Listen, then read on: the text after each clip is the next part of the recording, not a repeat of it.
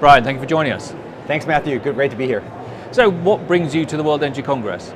Hey, look, aviation is a hard-to-abate sector. We're about 2% of global emissions, but that number is going to rise because 80% of the world has never even set a foot on the airplane.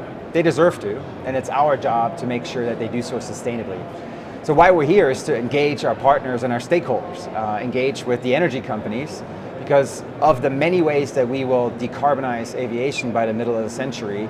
Sustainable aviation fuels, or SAF for short, is one of the biggest levers that we get to pull. And so we're here to engage. We're also here with our partners at BP, where we're showing what we call a total climate impact model called Cascade that visualizes how between now and 2050, how each of these different levers earn their way into the system and help us decarbonize. So you're a new member to the World Energy Council. Yes. Why is that? Look, we're proud to have joined the World Energy Council, and it's our first Congress, and we're the only aerospace company that joined, and it's for precisely this region. The folks around us here, both the energy companies, but also the regulators and many of the other partners, have an important role to play in decarbonizing aviation. And at the same time, I feel we have a job to do to explain where aviation fits. Aviation fits into their business, but also where aviation fits relative to its social license to exist. We're about 4.1% of global GDP, but 87 million jobs depend on aviation. And as I said earlier, 80% of the world has never been on an airplane, so these numbers are only going to grow.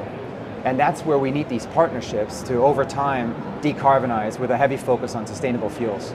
So with that growth potential, how do you keep it sustainable?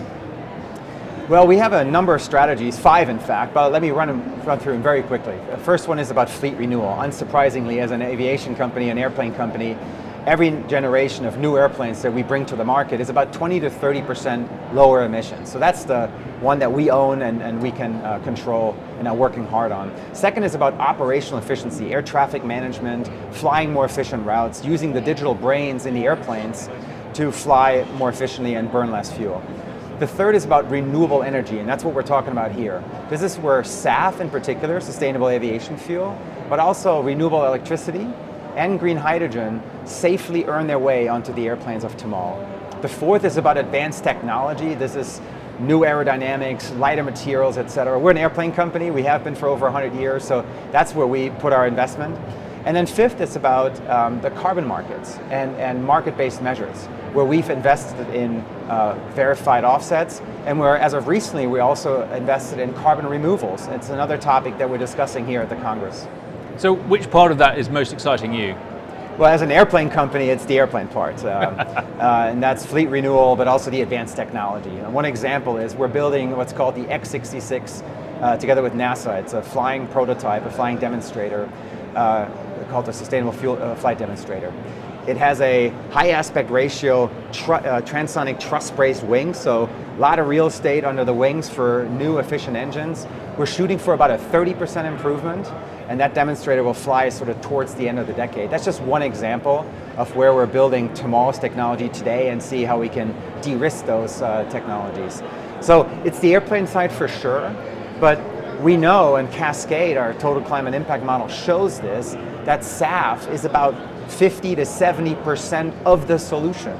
That's how dependent our sector will be on sustainable fuels. And that's why at Boeing, from the first flight in 2008 to certifying new fuels, to flying on 100% SAF last year with Virgin across the Atlantic, and many other milestones in between, we've put a lot of energy and effort into helping SAF scale globally because we're going to need it.